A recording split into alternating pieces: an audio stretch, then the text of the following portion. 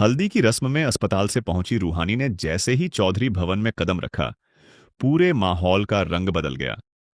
जहां एक तरफ गुरु और तेजस्वी की हल्दी की रस्म पूरे रीति रिवाज के साथ चल रही थी, वहीं दूसरी तरफ रूहानी की अचानक मौजूदगी ने सभी को हैरान कर दिया। सबसे बड़ा झटका तब लगा जब हल्दी की रस्म के दौरान गुरु के हाथों की हल्दी तेजस्वी के बजाय रूहानी के गालों पर लग गई।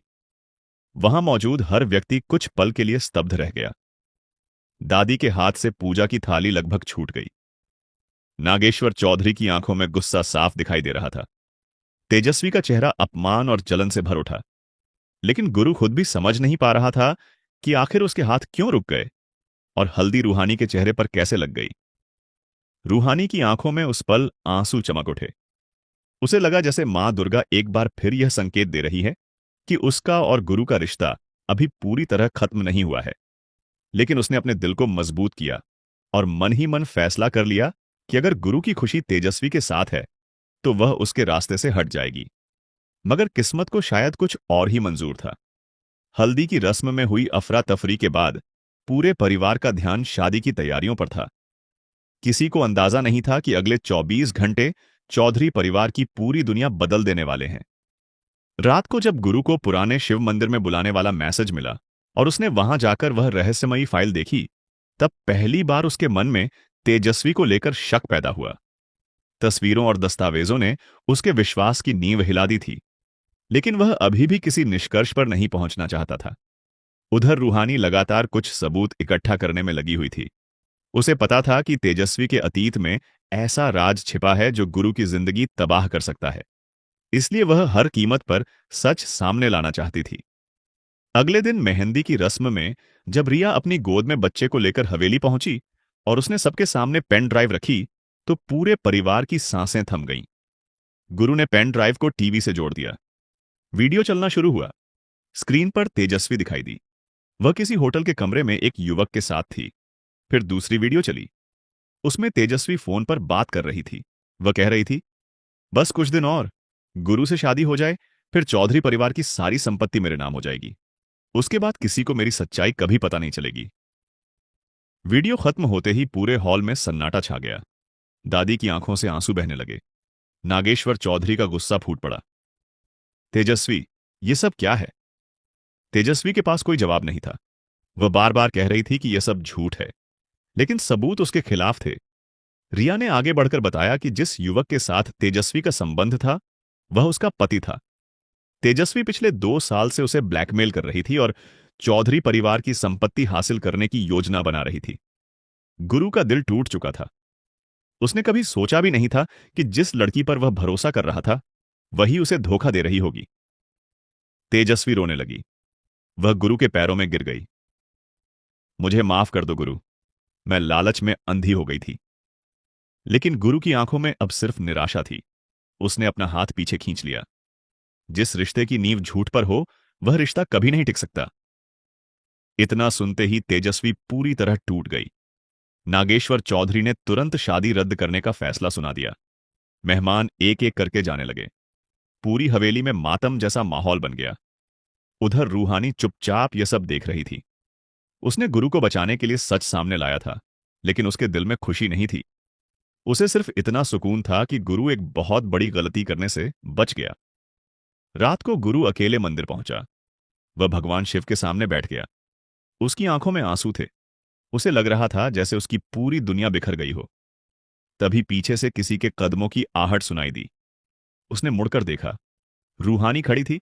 दोनों कुछ देर तक चुप रहे। फिर गुरु ने कहा, तुम्हें सब पहले से पता था ना? रूहानी ने धीरे से सिर झुका दिया। हाँ। तो तुमने मुझे पहले क्यों नहीं बताया? रूहानी की आंखों में आंसू आ गए। क्योंकि मुझे डर था कि तुम मुझ पर भरोसा नहीं करोगे। गुरु ने पहली बार महसूस किया कि रूहानी ने उससे कभी झूठ नहीं बोला था। उसने हमेशा उसकी खुशी के बारे में सोचा, भले ही उसे खुद दर्द सहना पड़ा हो। अगले दिन चौधरी हवेली में एक और बड़ा खुलासा हुआ। दादी ने सबके सामने एक पुराना सच बताया। उन्होंने कहा कि बचपन में मां दुर्गा के मंदिर में एक भविष्यवाणी हुई थी कि गुरु की जीवन संगिनी वही लड़की बनेगी जो उसके सबसे कठिन समय में उसका साथ देगी और उसकी जान बचाएगी। तब किसी ने उस भविष्यवाणी पर ध्यान नहीं दिया था। लेकिन अब सभी को याद आया कि कई बार रूहानी ने गुरु की जान बचाई थी, कई बार उसके लिए खुद खतरे में पड़ी थी। दादी की आंखों से आंसू बह निकले। उन्होंने रूहानी का हाथ पकड़ लिया। बेटी, हमसे बहुत बड़ी गलती हो गई। रूहानी कुछ नहीं बोली, वह सिर्फ गुरु को देखती रही। उधर गुरु के दिल में भी भावनाओं का तूफान चल रहा था। अब उसे समझ आने लगा था कि सच्चा प्यार क्या होता है। कुछ दिनों बाद चौधरी परिवार ने मां दुर्गा के मंदिर में एक विशेष पूजा रखी। पूरे परिवार के सामने गुरु ने रूहानी का हाथ थाम लिया। रूहानी हैरान रह गई। गुरु मुस्कुराया। मैंने जिंदगी में बहुत देर से सही इंसान को पहचाना है, लेकिन अब और देर नहीं करना चाहता। रूहानी की आंखों से खुशी के आंसू बह निकले। मंदिर की घंटियां बजने लगीं। हवा में फूलों की खुशबू फैल गई। दादी ने दोनों को आशीर्वाद दिया। नागेश्वर चौधरी ने भी पहली बार मुस्कुराते हुए दोनों को स्वीकार कर लिया। और उसी मंदिर में, जहां कभी उनके रिश्ते को टूटता हुआ समझा गया था, वहीं से गुरु और रूहानी की नई जिंदगी की शुरुआत हुई। लेकिन कहानी अभी खत्म नहीं हुई थी, क्योंकि दूर खड़ी तेजस्वी यह सब देख रही थी। उसकी आंखों में पछतावा नहीं, बल्कि बदले की आग जल रही थी। उसने मुट्ठी भींचते हुए कहा, गुरु और रूहानी, तुम दोनों ने मेरी दुनिया छीनी है। अब मैं तुम्हारी दुनिया बर्बाद करके रहूंगी। और इसी के साथ उनकी जिंदगी में एक नए तूफान की शुरुआत होने वाली थी। मंदिर की सीढ़ियों से नीचे उतरते हुए तेजस्वी की आंखों में बदले की आग साफ दिखाई दे रही थी। उसने मन ही मन कसम खा ली थी कि अगर गुरु और रूहानी एक नहीं हो सके, तो वह उन्हें चैन से जीने भी नहीं देगी। उधर चौधरी हवेली में पहली बार कई महीनों बाद खुशी का माहौल था। दादी ने पूरे घर में पूजा रखवाई थी। गुरु और रूहानी के रिश्ते को परिवार की स्वीकृति मिल चुकी थी। सभी लोग उनकी सगाई की तैयारियों में जुट गए थे। लेकिन किसी को नहीं पता था कि खतरा अभी टला नहीं है। उस रात तेजस्वी एक सुनसान गोदाम में पहुंची। वहां पहले से ही एक आदमी उसका इंतजार कर रहा था। उसका नाम विक्रांत था, जो वर्षों से चौधरी परिवार का दुश्मन था। विक्रांत ने मुस्कुराकर पूछा, तो आखिर तुम्हें मेरी जरूरत पड़ ही गई? तेजस्वी ने गुस्से में कहा, मुझे गुरु और रूहानी को अलग करना है, किसी भी कीमत पर। विक्रांत की आंखों में चमक आ गई। फिर हम दोनों का लक्ष्य एक ही है। दोनों ने मिलकर एक नई साजिश रचनी शुरू कर दी।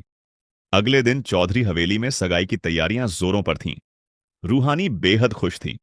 उसने सोचा भी नहीं था कि एक दिन ऐसा आएगा जब गुरु खुद उसका हाथ थामेगा।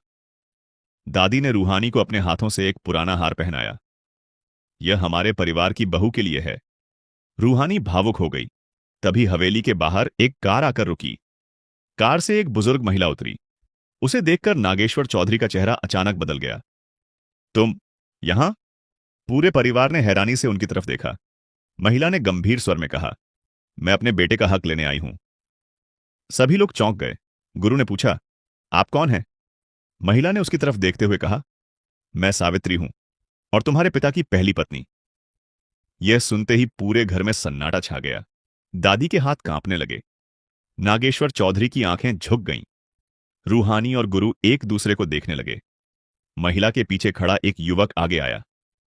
और मैं अर्जुन हूं, चौधरी परिवार का असली वारिस। यह सुनकर सबके पैरों तले जमीन खिसक गई। नागेश्वर चौधरी ने वर्षों पहले इस सच को छिपा दिया था। अर्जुन और उसकी मां को परिवार से दूर कर दिया गया था। अब वे वापस लौट आए थे। उधर दूर खड़ी तेजस्वी मुस्कुरा रही थी। यह सब उसी की योजना का हिस्सा था। उसने ही सावित्री और अर्जुन को चौधरी परिवार तक पहुंचाया था। हवेली में एक बार फिर तूफान आ चुका था। अर्जुन ने साफ कह दिया, मैं किसी का हक नहीं छीनना चाहता, लेकिन मेरा अधिकार मुझे चाहिए। गुरु समझ नहीं पा रहा था कि आखिर क्या करे। एक तरफ उसका परिवार था और दूसरी तरफ सच।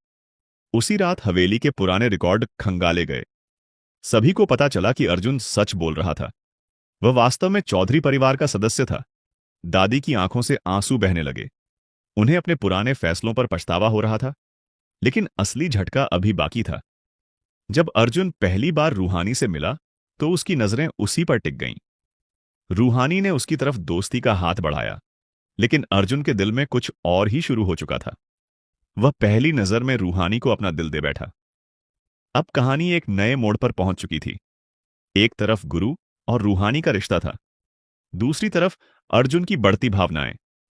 और पीछे छिपकर तेजस्वी और विक्रांत अपनी अगली चाल चलने की तैयारी कर रहे थे। उन्हें पता था कि अगर गुरु और रूहानी की सगाई हो गई तो उनका खेल खत्म हो जाएगा। इसलिए उन्होंने सगाई वाले दिन ऐसा धमाका करने की योजना बनाई जिससे पूरा चौधरी परिवार हिल जाए। So hello good morning guys. So मैं आ चुका हूँ एक प्राकृतिक चिकित्सा पे जहाँ मुझे कैंप में जाना है और यह कैंप लगा है राजस्थान के खाटू श्याम जी के पास में नवलगढ़ शहर पड़ता है। आगे आपको दिखाता हूँ हम क्या ट्रीटमेंट करते हैं। और ये देखिए मड थेरेपी है, इन अंकल को लगा के रखा है और शाम को नहाने के बाद वापस थोड़ी पूजा पाठ, उसके बाद ये देखिए नवलगढ़ में जहाँ हम ठहरे हैं।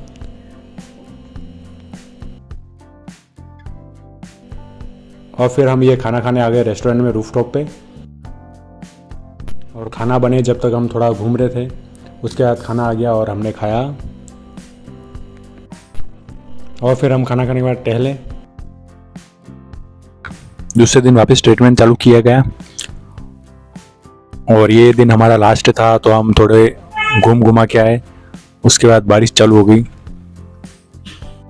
और यह वो सारे जिन्होंने यह ऑर्गेनाइज कराया था ये न्यूज़ वालों को बता रहे हैं कि प्राकृतिक चिकित्सा और मड थेरेपी से क्या क्या फ़ायदे होते हैं।